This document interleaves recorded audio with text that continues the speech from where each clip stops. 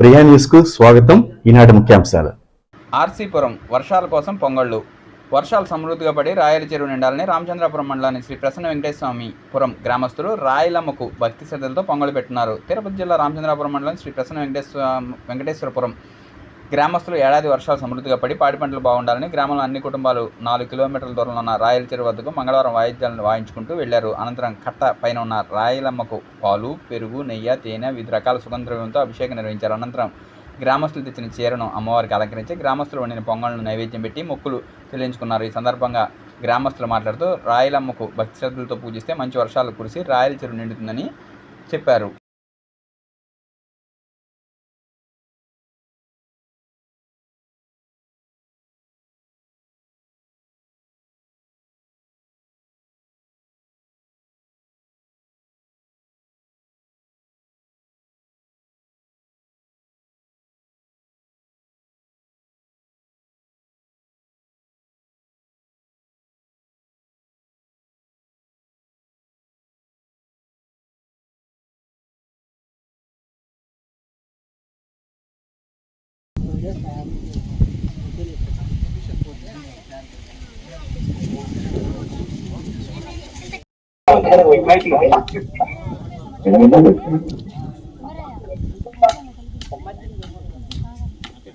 Photo ready అయిందమ్మా. దానికి మనకు శ్రీకాళహస్తి 2.5 లక్షల టార్గెట్ రావడం జరిగింది.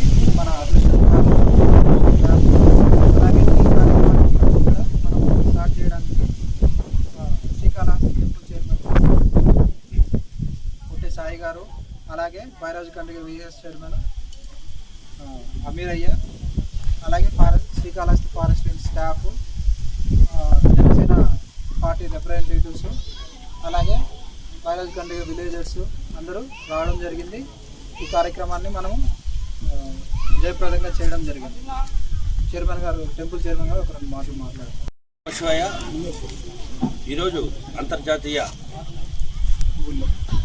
పర్యావరణ దినోత్సవం సందర్భంగా శ్రీకాళహస్తి నియోజకవర్గంలోని మన ఉప ముఖ్యమంత్రి పవన్ కళ్యాణ్ గారి పిలుపు మేరకు ఈ సీడ్స్ బాల్స్ తయారీ కార్యక్రమంలో పాల్గొనడం చాలా ఆనందంగా ఉంది.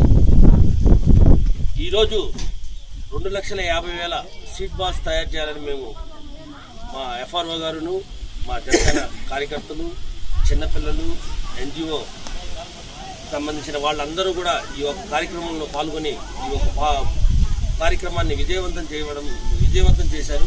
చాలా వాళ్ళందరికీ ధన్యవాదాలు తెలియజేస్తున్నాను. అదేవిధంగా శ్రీకాళహస్తి దేవస్థానం